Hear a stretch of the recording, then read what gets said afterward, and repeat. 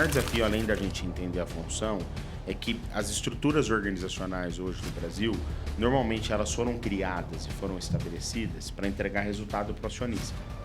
Esse acionista, normalmente, essa operação, ela representa, se é uma multinacional, ela representa percentualmente, às vezes, pouco, perto da operação global.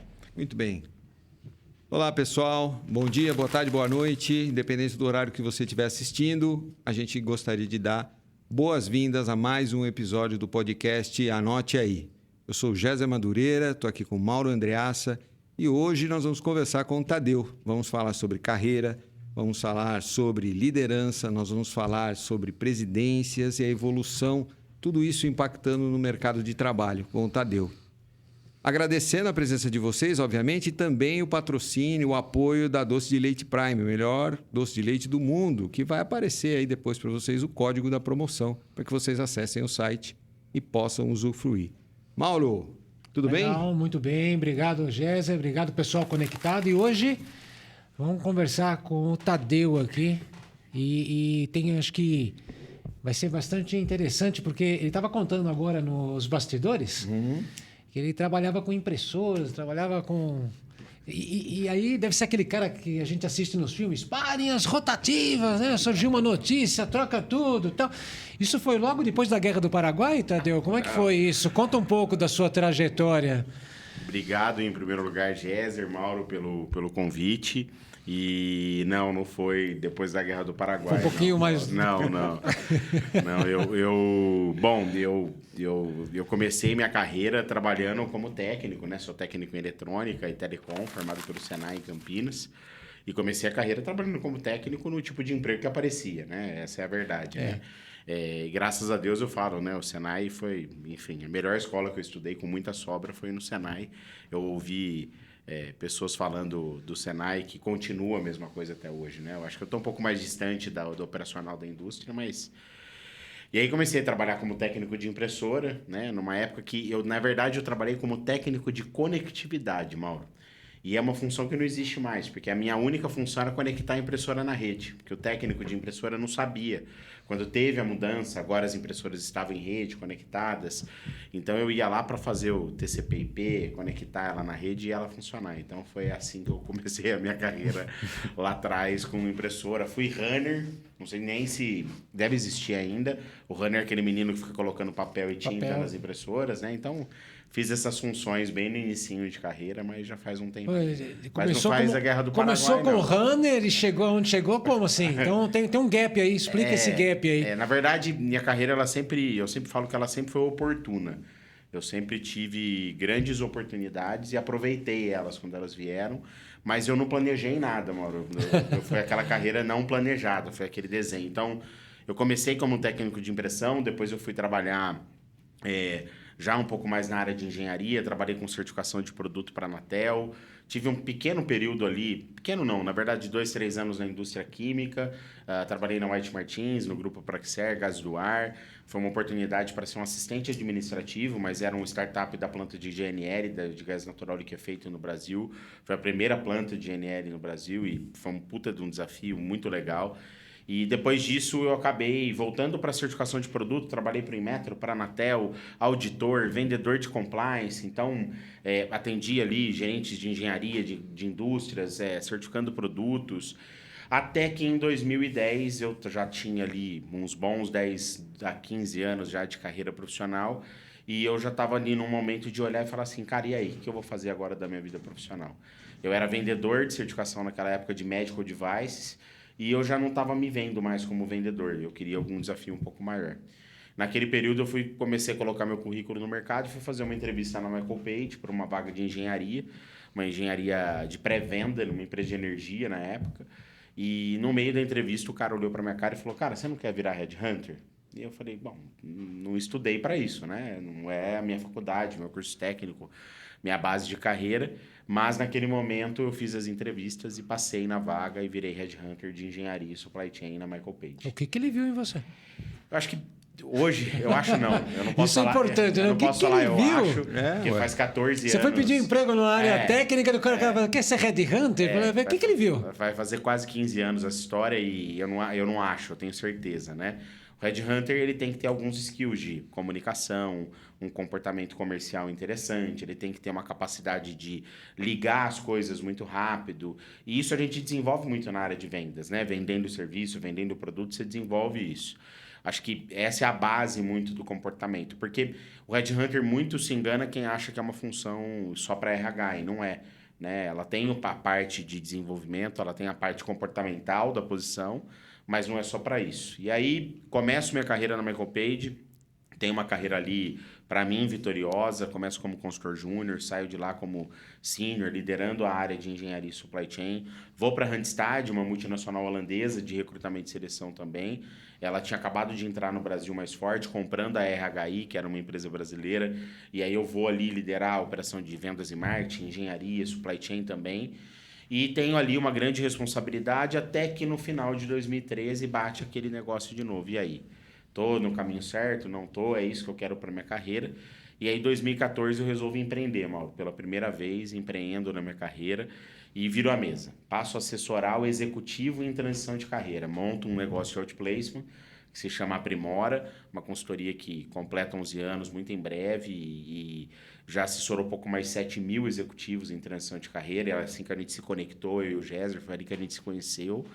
E, bom, nessa história da Primora, eu decidi até 2020 ali, na verdade, mudar de novo a minha carreira, Mauro. Depois de alguns anos, a Primora ganha tração, ela começa a trabalhar um pouco mais sozinha.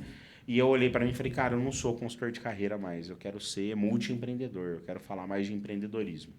E aí eu empreendo de novo, monto um segundo negócio, estabeleço governança dos dois e, bom, enfim, aí o caminho de carreira me levou para mentoria de empreendedores. Eu sempre gostei da parte de mentoria de transição de carreira, de mentorar pessoas, e a mentoria de empreendedores me traz para a Vistage, que é a maior multinacional de peer advisory do mundo, onde eu recebi o feliz convite para ser o CEO da Vistage e tocar a nossa operação no Brasil.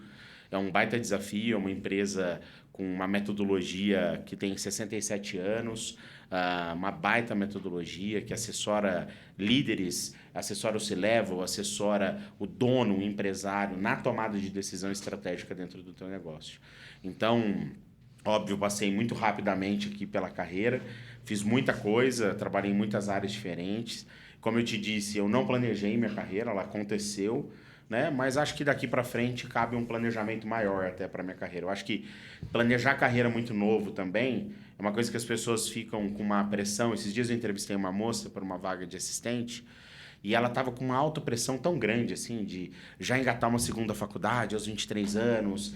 E não era nem um planejamento, era uma pressão que ela estava se colocando.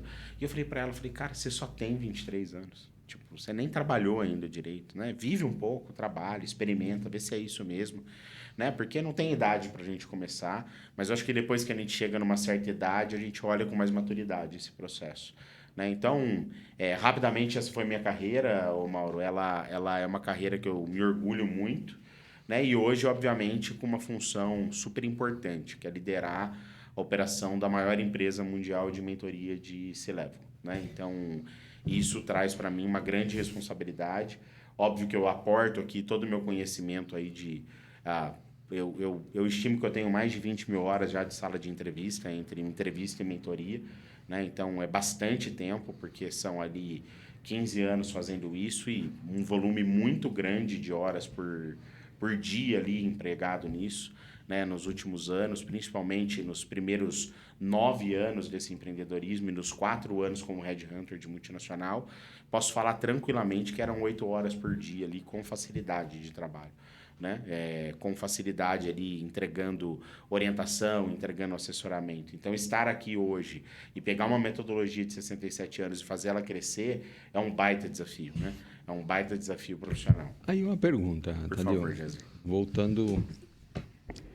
Não sei se eu passei rápido demais, mas enfim. Não. Estamos no tempo. Voltando na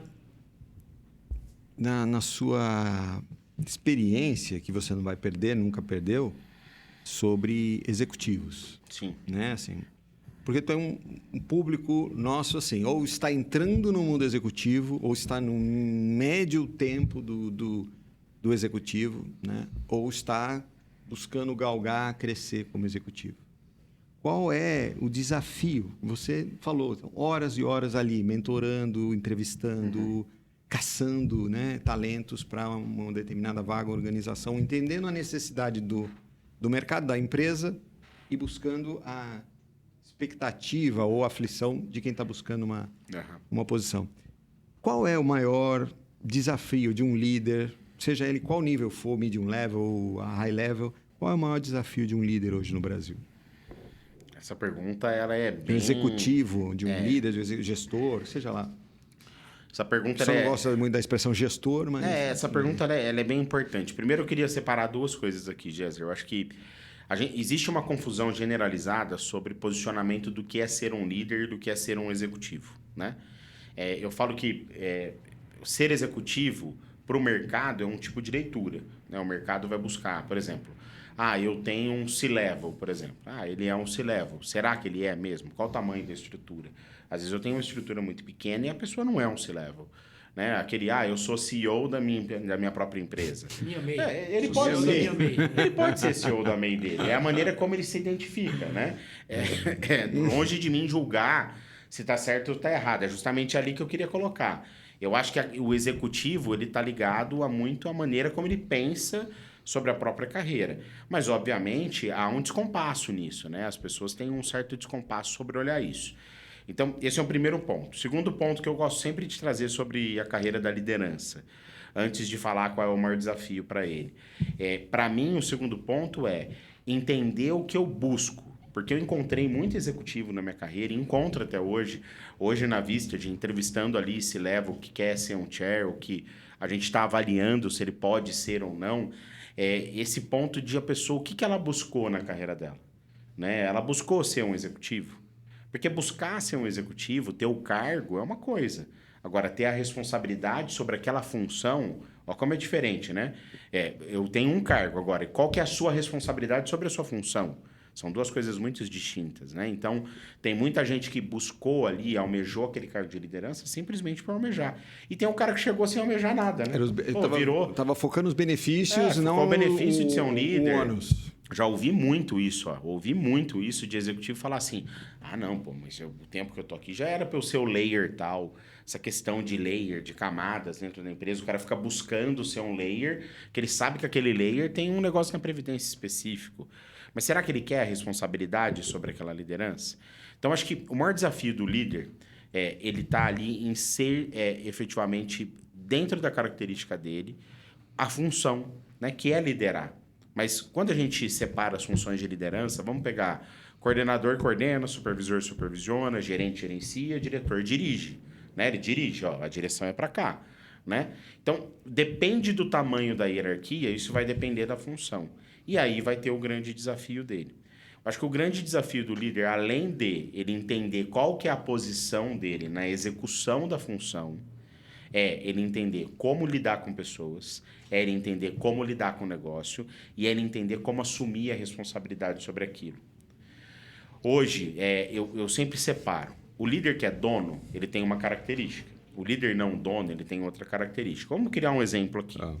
Se você é um liderado meu, e eu não sou dono, a empresa não é minha, não é o meu dinheiro, eu tenho o meu nível de responsabilidade funcional. Mas se é um liderado que eu gosto, você vai pedir demissão para mim. Eu vou querer o teu bem. Não vou querer impactar o negócio, mas vou querer o teu bem. É um nível de relação. Agora muda o jogo, eu sou o dono. Se é um cara que eu gosto, eu desenvolvi, você está pedindo demissão para mim. Qual que é a dor que eu vou sentir naquele momento? Eu estou perdendo um pedaço da minha entrega, é diferente. E esse pedaço da minha entrega impacta diretamente no meu financeiro, porque o dinheiro é meu, independente da quantidade que eu tenha. Então, o líder, sendo dono ou sendo executivo, tem que entender muito bem qual que é a responsabilidade da função dele. E eu acho que existe um descompasso nisso no mercado. Vejo muita liderança tiranossauro rex, sabe? Braço curto. Mas a minha equipe não fez. Horácio. Horacinho ali, o cara, mas a minha equipe não fez. Cara, desculpa, deixa eu tentar te explicar como é que funciona, né? Se a sua equipe não fez, quem que tem que fazer? Você, né? É o reflexo. É muito simples isso. Reflexo, né? É o reflexo. Então, o líder, para mim, eu acho que o maior desafio do líder no Brasil é ele entender o que é a função dele, Jéssica. Porque quando o líder assume uma função e ele não entende qual que é o papel dele dentro daquela cadeira, ele não vai exercer ela bem. Em 2025, você entende que hoje, lideranças ainda têm problema de miopia sobre sua função, suas responsabilidades dentro das organizações? Cara, se a gente tivesse em 2045 aqui o podcast, com certeza eu te diria que sim. E você... Eu acho que isso não é temporal, vai isso é seguir. humano. Isso é humano, mas isso que eu ia te perguntar. É humano e aí é Brasil ou Não, é mundial. muito além? Isso é humano, Ok. isso não é geracional. Você tem ótimos líderes de 23, 24 anos. Qual o problema do cara ser a moça ou o rapaz ser novo e ser um excelente líder? Não é um problema, é uma qualidade da pessoa. Liderança é uma qualidade, que ela pode ser nata a pessoa pela maneira como ela foi criada, a maneira como ela foi educada, os valores do que ela acredita sobre a vida, né? Tem muitos aspectos sobre a liderança. Não é simplesmente uma competência. Liderança se ensina? Claro. Né? Temos milhões de investimento diariamente em desenvolvimento de liderança no Brasil. Mas isso é um problema mundial. Imagino que sim. Porque não é um problema de geração. Eu pego uma pessoa de 60 nem anos... da cultura, né? Eu acho que vai além da cultura. Não é problema de geração, não é problema de cultura. Você tem líder ruim em qualquer geração, você tem líder ruim em qualquer cultura. Você tem... mas os Estados Unidos... Vamos pegar ali uma cultura que a gente brasileiro fica olhando, né? Mas os americanos, tudo... Por que que tem? Vocês trabalharam num setor onde vocês viram isso muitas vezes... Às vezes as pessoas tratam isso como um troféu, né? Mas vocês viram muitas vezes executivo brasileiro liderando a operação nos Estados Unidos. Por quê? Porque o cara era bom líder aqui. Sim. E a operação lá fragilizada. Quantas vezes vocês já viram em automotivo, por exemplo, o Brasil pagar a conta dos Estados Unidos? Porque aqui era a melhor operação. Né? Eu conheço N cases. E a gente às vezes põe isso num troféu. O cara vai lá no LinkedIn e faz um texto. Sou o primeiro executivo brasileiro a trabalhar em tal região. Mentira. Nós temos executivo brasileiro brilhando no mundo inteiro há muitos anos. Né? Não é de agora. E não só no automotivo, bens de consumo, todos os mercados. Então, isso não está ligado à cultura, não está ligado à geração, isso está ligado à pessoa entender a função. E quando eu falo isso, eu falo com propriedade, porque as pessoas às vezes não entendem a função. Elas ficam vislumbradas ali com um desenho da estratégia de ser um diretor, de ser um CEO, de ser até um proprietário. Quantas vezes a gente já ouviu histórias, né? Da pessoa que é o dono da empresa, a empresa cresceu e ele não estava preparado para ser o dono daquela empresa, né? Ele era o dono da empresa de 20, agora tem 200. Aí ele já não é mais o cara tão bom para ser o dono daquela empresa. Às vezes ele é um bom financeiro, um bom comercial, mas o bom CEO mesmo ele não acaba não sendo. É igual o Google, história do Google. Que de repente história do teve que Google, sair, da Apple, outras, de várias histórias que a gente tem. Então, eu não acho que está ligado não, Mauro, à questão de cultura. Eu acho que no mundo inteiro a gente tem esse problema. Não, isso é bom porque isso acalma um pouco as pessoas, né? Inclusive aqueles discursos. Ou não, né? Se não é geracional e atemporal... Não, mas eu Em tira aquele 2040 discurso... nós vamos estar aqui no podcast escrevendo... Mas tira o discurso negativo, né? Porque no Brasil, não, acho que não é isso não aí é é tão a assim. síndrome, eu acho que aí o que nós estamos falando é a síndrome de, como é que chama? Do gato pobre, né? Esfolado, porque eu vim do país... Quando eu olho no Brasil, eu acho que o maior desafio que a gente tem... Né? Vira-lata. Mas o maior desafio, além da gente entender a função, é que as estruturas organizacionais hoje do Brasil, normalmente elas foram criadas e foram estabelecidas para entregar resultado para o acionista. Esse acionista, normalmente, essa operação, ela representa... Se é uma multinacional, ela representa percentualmente, às vezes, pouco perto da operação global. Sim. Se é uma empresa nacional, o acionista é um dono. E a gente pinta o dono de empresa. Pessoa rica no Brasil, tem um amigo meu que é o Danilo, e ele sempre conta essa história, e eu gosto muito dela, Mauro. Que ele fala assim, pessoa rica no Brasil, a culpa da gente demonizar empresário e falar que pessoa rica é um problema é de Dom João VI. Porque quando estava na guerra Portugal e Espanha, ele veio para o Brasil, qual a primeira ação dele? Taxar as grandes riquezas. Culturalmente, no Brasil, ser rico e ser bem-sucedido é um problema. E tem gente que fica rica e bem-sucedida e esconde. Tem vergonha de comprar um carro bom e mostrar para o pai e para a mãe que o pai não prosperou, mas ele prosperou e ele tem vergonha disso. Então, é uma questão cultural. Então, quando eu levo isso, e eu estou fazendo uma volta, mas eu vou chegar nas organizações, seja multinacional ou nacional, e na cadeira de liderança, a gente tem um outro problema, que ele é organizacional. A gente tem RHs hoje extremamente, atarefados, resolvendo problemas, desculpa, mas muito ruins, operacionais. Isso que eu ia falar, acho que não deveria estar resolvendo. Não estão focados, né? Não está focado no desenvolvimento de pessoas. A gente tem uma liderança muito na camaradagem. Vocês sabem, vocês trabalharam em multinacional. Chega gente lá que não devia chegar. Por que esse cara chegou nessa cadeira de diretor? Ele não tem esse perfil, ele não tem a característica disso. Mas é porque ele conhece o fulano, ajudou o Beltrano, e aí vai sendo isso. E aí todo esse problema organizacional ainda a gente olha e ocupa política. Mas a gente faz a mesma coisa no mundo corporativo. E dá para evitar esse ciclo vicioso? Dá para evitar? Eu acho que isso depende muito das pessoas que estão ali, o Mauro. Depende muito daquela conexão de pessoas. Né? Depende muito dos valores estarem bem alinhados. Eu sou uma pessoa que eu acredito muito que assim, pode ter diversidade, pode ter inclusão, não tem problema em nenhum aspecto dentro de uma equipe. Você tem que ter todos os pontos. Mas os valores têm que ser lineares. Se os valores de uma equipe não são lineares, a empresa não é linear. Então, por exemplo, a gente pega... Isso, mostra um exemplo de linearidade para o pessoal que está conectado. Linearidade, por exemplo, pega uma empresa de 20 funcionários, pega uma indústria de 1.000 funcionários.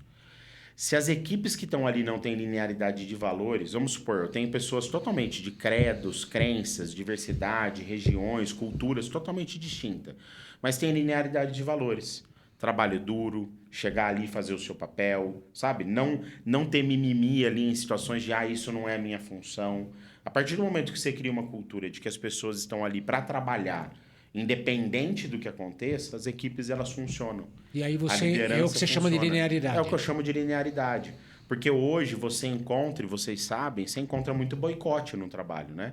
A pessoa que não quer trabalhar, que ela está boicotando o trabalho, que ela está boicotando a responsabilidade dela. Ter responsabilidade, independente do caminho da liderança, se é uma liderança júnior ou uma liderança sênior, é a base do trabalho. Então, é muito simples para mim dizer isso, porque eu estou fazendo isso há muitos anos e parece simplório o que eu vou falar aqui, mas não é simplório. A gente tem que resgatar valores básicos de trabalho. Eu não estou falando aqui de conservadorismo, não, tá? Estou falando de valores básicos. Estou falando da gente acordar cedo e trabalhar, da gente fazer a nossa função. Mas você está sendo muito, com responsabilidade. Você está sendo muito rebelde. Não estou sendo rebelde. Acordar cedo. Não tô sendo como é que rebelde. é? Acordar cedo, chegar no trabalho e trabalhar o dia inteiro. Não estou sendo rebelde, não, você está sendo rebelde. Eu estou sendo... que ele vai falar assim, presencialmente. Não. Presencialmente? Não, eu tenho... Hoje todas as minhas operações... Eu não estava preparado para esse coach. Não estou me sentindo bem. Não. Hoje, todas as nossas operações, tanto das empresas que eu fundei, tanto da Vistage, são 100% online. Não tem essa de... E quando eu falo acordar cedo, é o nível da sua responsabilidade com aquela obrigação. Sabe? Walk the talk, sabe? Get things done, igual os americanos falam. Não adianta eu falar... Eu quero ser um líder e eu não vou pôr a mão na massa. Eu vou pôr a mão na massa, sim. Não, mas, eu sempre achei que ser líder era uma questão de não estar ali mais no operacional. É ao contrário. O líder vai pôr... Provavelmente ele vai ter ciclos que ele vai pôr mais a mão no operacional. Ele precisa escolher as batalhas que ele vai... É a batalha que ele vai brigar. Agora... A gente viu isso no exemplo, né? Na área de resolver problemas dentro da indústria, de método de solução de problemas. Aí você chega no nível de direção, começa a treinar as pessoas para que elas resolvam e tal. E eu, pelo menos, tive esse enfrentamento. Falar assim, você está falando porque é fácil. Quero ver você vir aqui resolver. Tá bom. Desafio Vamos lá aceito. resolver. Me dá. Não, Jéssica, eu estava só fazendo um comentário. Eu falei, não. Sim. Me dá agora, eu vou ser o piloto disso daqui. Só que é o seguinte, a equipe inteira vai responder para mim, porque agora eu sou o dono do projeto, eu vou tocar. Então, vai ser conforme as regras que eu estava falando, conforme os padrões que eu estava estabelecendo, e nós vamos seguir.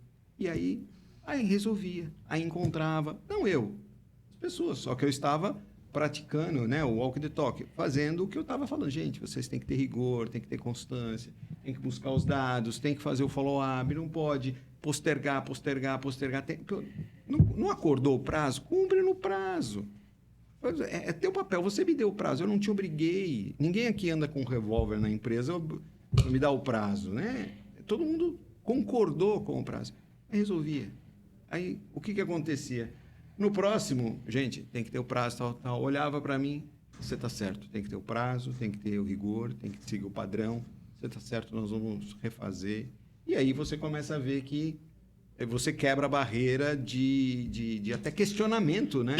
Como líder ou como um representante da organização. Recentemente, Jéssica, eu tive uma pessoa liderada por mim em um dos negócios que era uma líder de uma área, e acabou que essa discussão depois ocasionou a saída dela. E ela disse assim, a gente estava fazendo uma reunião de fechamento de quarter, e ela disse assim na reunião de fechamento de quarter, bom, eu tenho um sentimento de que eu bati a meta, embora eu não bati. Acabou a reunião ali, porque a partir da frase dela a gente começou uma discussão. Cara, eu falei, explica para mim, o que é ter um sentimento de bater meta, embora a meta não bateu? Porque o número não tá lá.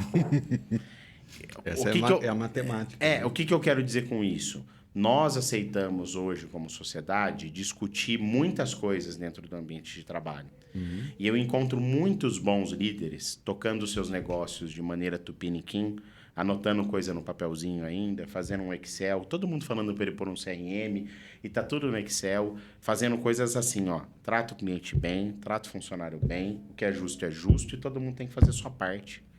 Sabe, tipo, 4 valores básicos e principais, sem muita discussão de, por que você se sente assim? Cara, você não bateu a meta, é racional o processo. É numérico, né? Ele é numérico, ele não é um processo emocional.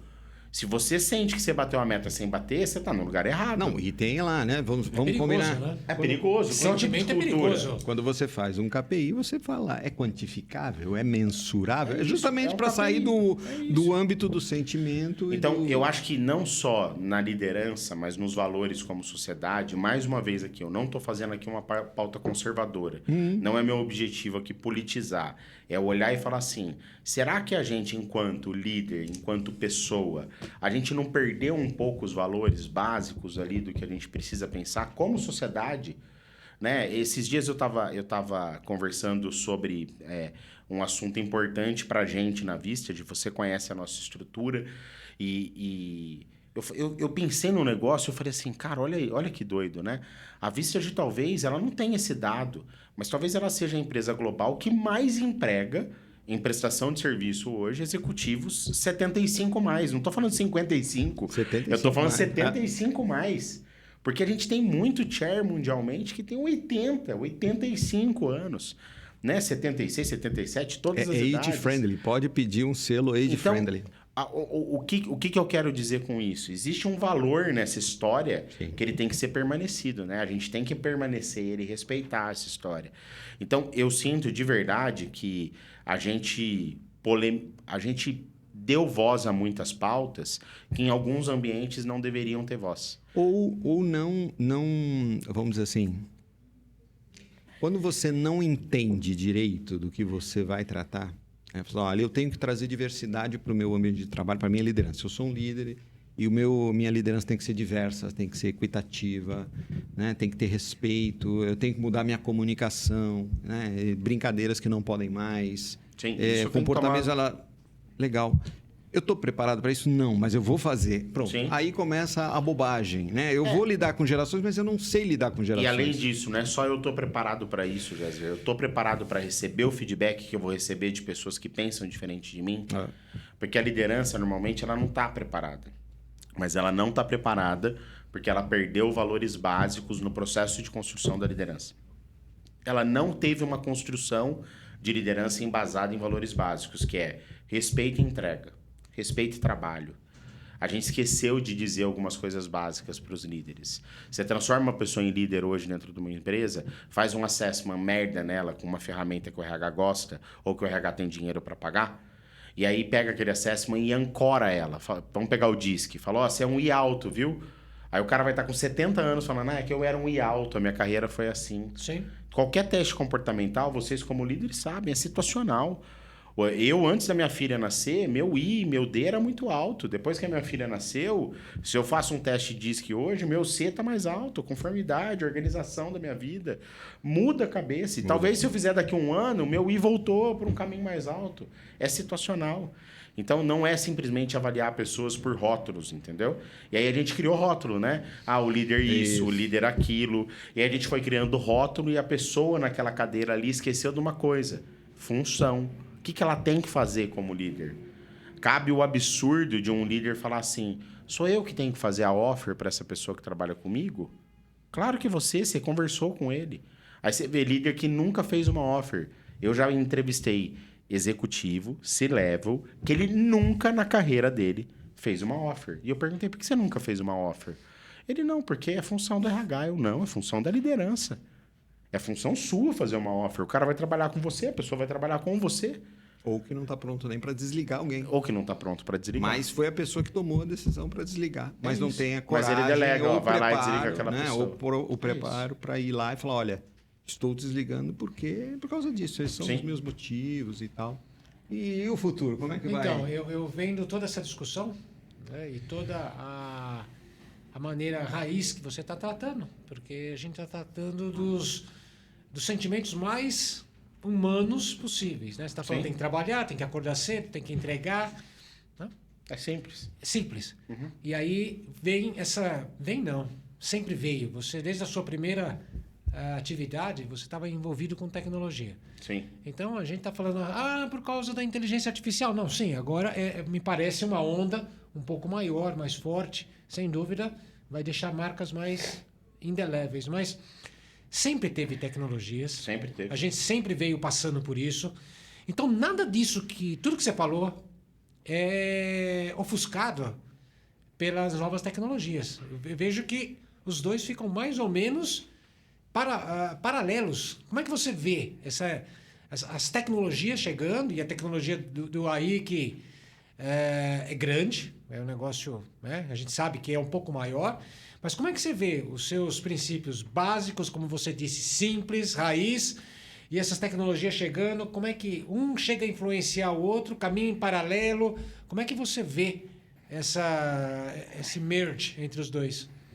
Eu vejo de uma maneira maravilhosa, Mauro. A tecnologia sempre veio para ajudar a gente, né? Eu acho que desde o início... Eu pego sempre um exemplo, Mauro. Às vezes um executivo, ele fala assim, eu não sei falar de transformação digital porque eu nunca atuei com transformação digital. Vamos pegar um cara 50 mais, 55 mais, fala assim, você implantou o TOTOS na indústria que você trabalhava? Você plantou GED, Gerenciamento Eletrônico de Documentos, lá em 1999, na indústria que trabalhava? Implantei. Transformação digital. Só não tinha esse nome, bonitinho, mas era transformação digital. A mesma coisa. Não mudou nada. Você vem fazendo transformação digital já há 70 anos, 80 anos. Quando não era digital, era transformação também, mas tecnológica. Era digital, tecnológica, uma transformação. Você está digitalizando um documento, uma analógica. Mas vinha acontecendo, claro. Então, eu acho que assim, a tecnologia ela é um aliado de qualquer tipo de modelo de trabalho. E principalmente do modelo de trabalho, igual você usou o termo aqui, raiz, né? Que é a gente fazer a nossa função. Cara, eu não sei vocês, mas eu não passo um dia sem conversar com o ChatGPT. Eu não passo um dia. Se eu pegar agora o ChatGPT e mandar um contrato para ele, pedir para ele analisar 2 cláusulas, ele analisa. Ele não vai tomar uma decisão por mim, eu vou tomar a decisão. Então, eu acho que assim, a inteligência artificial, as tecnologias, elas vieram para ajudar. Porém, Mauro, eu trago um ponto que ele é importante. Se a gente não se preparar para usar essas tecnologias, é igual dar uma Ferrari por um cachorro para dirigir. Não vai adiantar nada, né? Eu vou pegar ali um equipamento que é uma Ferrari, que é um carro gigantesco, de bom ali, um carro que tem gente que não sabe nem ligar se pôr a pessoa sentada ali, e pôr um cachorro para dirigir. Então, a mesma coisa de você pegar uma pessoa e falar assim, cara, por que você não usa a inteligência artificial? Por que você não usa a tecnologia? Por que você não está usando isso ao seu favor? Mas, pô, ter um equipamento bom hoje é mais caro. Mas, pô, por que você não tem um equipamento um pouquinho melhor? Eu não sei vocês, mas eu toco minha vida inteira de um celular hoje. Já fiz viagem de uma semana, 10 dias, que eu não levei computador. Imagina, 5 anos atrás, falando, pô, eu sou um executivo, eu aprovo o banco da empresa, eu não vou levar meu computador. Como não? Né? Você tem uma responsabilidade ali, olhar um relatório, alguma coisa. Hoje você faz tudo pelo celular. Então, a tecnologia ela é um aliado. A tecnologia não é um inimigo. A tecnologia é um aliado do futuro. A tecnologia é um novo processo, uma nova maneira de a gente olhar, respeitando coisas básicas, obviamente. A tecnologia está ali para me ajudar a ser mais produtivo. Se eu consigo ser extremamente produtivo mais do que outra pessoa, qual o problema? Eu estou conseguindo ser produtivo. E entender o limite de não virar o escravo da própria tecnologia, né? Eu acho que isso é muito individual, Géser. Assim, eu acho que isso é muito individual, sabe por quê? A gente teve recentemente no país, agora aqui no Brasil, muito exemplo de gente que não estudou muito e conseguiu muita coisa, né? E a gente vê lá muitos coaches, pessoas que fazem lançamentos, fórmulas gigantescas na internet, que não tem 1/3 da competência de muitos executivos que a gente conhece. Mas eles fizeram. Pegaram uma ideia, roubaram igual um artista. Tem um livro, inclusive, que chama Roube como um Artista. Eu adoro esse livro. Eles roubaram igual um artista. Pegam uma ideia e vendem milhões de reais em curso online. E tá tudo bem, não tá? É o caminho que o cara fez. Ele ficou milionário. Ajudou a pessoa, aquela pílula de conteúdo que ele deu. Aí você vê um cara catedrático, 5 universidades, 22 pós-graduação, 6 idiomas, milhões de anos-luz mais inteligente que ele, frustrado, falando... Como que eu não consegui vender o meu curso que eu criei lá dentro da universidade? E aí, qual que é a resposta? Não tem resposta. É simplesmente que a tecnologia é um aliado. A velocidade tecnológica é um aliado. Se eu estou fazendo bem dentro da proporção que eu entendo que é o bem, tem alguém pagando e não tem ninguém, eu não estou infringindo nenhuma lei, qual o problema? Concorda? Qual o problema? Então, eu não acho, Géser, que a gente fica refém. Eu acho que a pessoa fica refém se ela se apoiar nisso no processo de desenvolvimento dela. A tecnologia não responde nada pra gente. A gente é o dono da tecnologia. Né? Então, eu sou o detentor do conhecimento. O conhecimento que está dentro hoje do ChatGPT, ou do Gemini, do Google, ele é um conhecimento que foi imputado por seres humanos ali. Foi construído milhares de anos da gente construindo conhecimento para estar ali dentro daquele lugar. Como eu uso ele é a diferença. Agora, tem gente que vai escrever livros e ficar ali famoso com o ChatGPT e nunca mais fazer nada super brilhante? Tem. Tem, não tem? Claro. Tem gente que vai ficar. E tá tudo bem também, porque é o caminho que aquela pessoa escolheu. Sabe quando você vê ali aquela pessoa que fez faculdade? Talvez os mais novos não entendam isso, porque estão muito perto ainda da faculdade ou da adolescência ali do curso, né? Mas quantos que eram os caras mais inteligentes da nossa turma que hoje não são os mais bem-sucedidos? Sei quem diz que o nerd vence sempre, né? Mas o ponto aí, acho que chegamos num ponto interessante, porque a tecnologia está vindo, quem está assistindo a gente está conectado, está aprendendo um montão de coisa com você. Com certeza. O seu discurso é transformador. O cara vai parar, vai olhar, vai pensar de um jeito diferente. Eu não sei se vai fazer igual você está falando, mas ele vai pensar. Refletir isso é bom. O mínimo, né? Refletir. É transformador o seu discurso.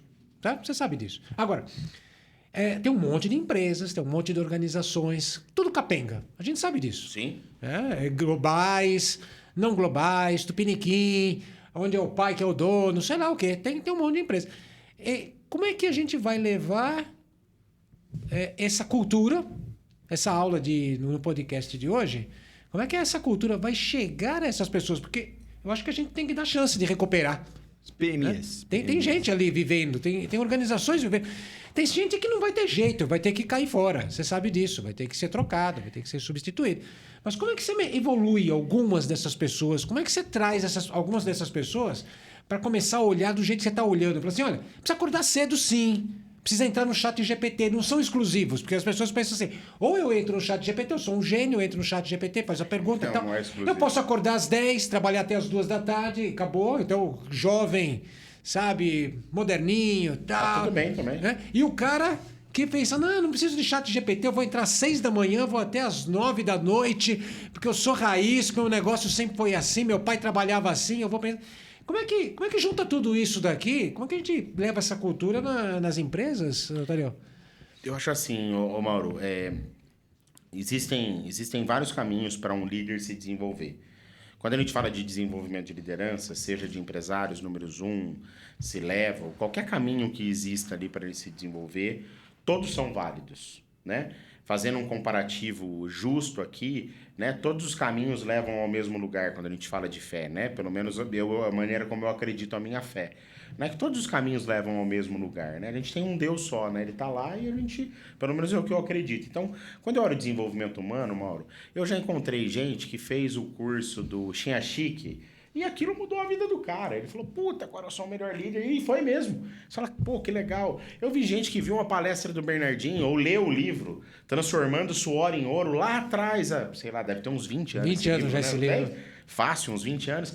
Ele leu o livro e falou, nossa, esse livro é meu livro de cabeceira. Warren Buffett, qual que é o livro de cabeceira dele? Como Fazer Amigos e Influenciar Pessoas.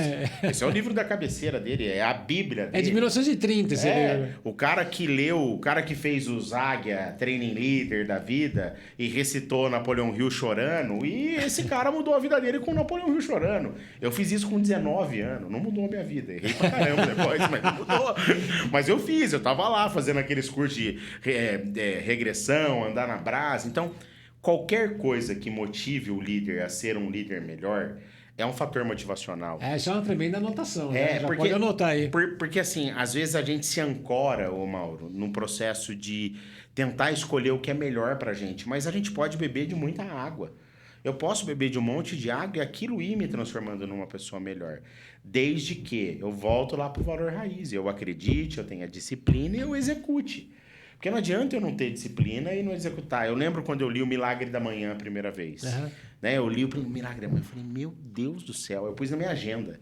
MDM, Milagre da Manhã. Vou acordar todo dia 4 horas da manhã. Eu vou dar um chute aqui na canela. E aí vocês concordam. Porque pelo que você falou, a gente pode concluir que o cara que não está acertando como líder é porque foi um péssimo funcionário.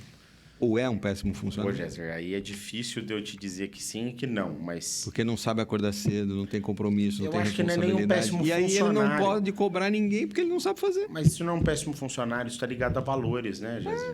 Isso está ligado a valores, porque a pessoa que talvez tenha essas características no trabalho, de boicotar o trabalho, não fazer certo, ela foi uma criança que não foi educada a organizar o quarto, arrumar a cama, ajudar o pai e mãe, né? Eu falo por mim, eu sou uma geração que sou privilegiado, não vou dizer que eu não sou. Meu pai e minha mãe me deu tudo, me deu caminhos muito mais fáceis do que de várias outras pessoas. Então eu tive um pavimento ali que eu olho e falo, eu tinha uma Bandeirantes para eu andar. 6 pistas, eu podia andar numa velocidade alta, que meu pai estava ali para me suportar, né? Se eu tinha uma Bandeirantes, minha filha tem um avião da Dubai gigantesco que ela anda de primeira classe. E a gente tem que tomar muito cuidado com isso, porque isso está ligado a valores que a gente constrói dentro da nossa casa. Hoje a gente encontra humanos fracos em qualquer idade na sociedade, dentro do trabalho, que ele tem problemas na fundação da vida dele. E aí, só fazendo um ponto e ligando isso ao que o Mauro trouxe sobre a liderança, qualquer água que a gente beba leva a gente a um lugar bom. Eu acredito tanto nisso que, independente do caminho de desenvolvimento daquele líder, o que fizer sentido para ele, ele tem que se apoiar. Então, quando eu encontro um líder, um cara que é um empresário, e ele é um entusiasta de um curso que ele fez, e ele me conta aquilo e fala, eu amo aquele curso, aquilo mudou minha vida. Que bom, cara, replica dentro da tua empresa. Porque aquilo mudou a vida dele. Agora, uma coisa ninguém vai tirar do líder, do desenvolvimento dele, de como que a gente ajuda essas lideranças, que é tomada de decisão, Mauro. Porque a tomada de decisão, independente da maneira como eu me motivo, como eu construo os meus valores, continua sendo o nosso grande desafio da liderança. O líder, vocês são líderes e sabem disso. Tomar decisão é solitário, tomar decisão é difícil, tomar decisão é um processo que consome a gente. Quantas vezes nós já acordamos de noite com aquela decisão que a gente precisa tomar, ocupando o lugar do nosso sono? Ou quantas vezes a gente já ocupou o nosso estresse num momento familiar com uma decisão que a gente está penando para tomar dentro de uma empresa? Quantas vezes nós erramos num processo decisório, às vezes por não ser suportado, e quantas vezes a gente se sentiu sozinho sem ter com quem falar? Para quem que eu vou falar isso? Será que eu vou me tornar frágil se eu abrir a boca e falar isso para alguém? Tem um ditado que fala disso, né? A liderança é solitária. A liderança é solitária. Então, está preparado para essa solidão? Tirar o isolamento da liderança é importante para o desenvolvimento, independente da água que ele beba para o seu próprio desenvolvimento. Respondendo objetivamente, é tirar o isolamento da liderança. É assim que a gente chega numa empresa e ajuda ele. Fala, como é que eu tiro o seu isolamento? Como eu tiro essa cadeira solitária que você está? Como que eu tiro você desse processo de tomar decisão sozinho para que você seja um líder melhor? Caramba, né? Acho que o pessoal deve ter colocado umas 5, 6 páginas aí. Se não deu tilt, fazendo anotação. Se não fritou. Tem bastante. E se quiser procurar, o Tadeu também dá para procurá-lo após assistir o nosso podcast. Claro. Tem que dar o like, tem que fazer o compartilhamento. E com certeza ainda dá para procurar o Tadeu e conversar em separado com ele. E continuar esse aprendizado. Obrigado, Tadeu, pelo seu tempo, obrigado generosidade de estar aqui com a gente. Obrigado por todos os temas, todo mundo toda aprendeu, a discussão. Viu? É isso aí. Obrigado. E, pessoal, a gente agradece mais uma vez vocês estarem conosco aqui, agradecer a presença do Tadeu, agradecer a Doce de Leite Prime por acreditar no projeto. E é isso, né? O podcast tem essa função de botar essa reflexão na mesa, gerar um debate sobre um tema com o nosso convidado, para que vocês também possam buscar sempre uma solução. E buscar essa ajuda também passa por consultar nossas empresas. O Mauro através da Big Learning, eu, Géser, através da Maturos, para levar para vocês soluções, para levar para vocês o apoio, o auxílio que vocês necessitam no momento que vocês estão necessitando, seja na sua carreira, seja na sua empresa. Não esqueçam, vai aparecer na tela aí o cupom para que vocês utilizem nas redes sociais e no site da Doce de Leite Prime. Valeu? Obrigado, Mauro. Obrigado, Tadeu. Um abraço. Obrigado. Tchau, tchau.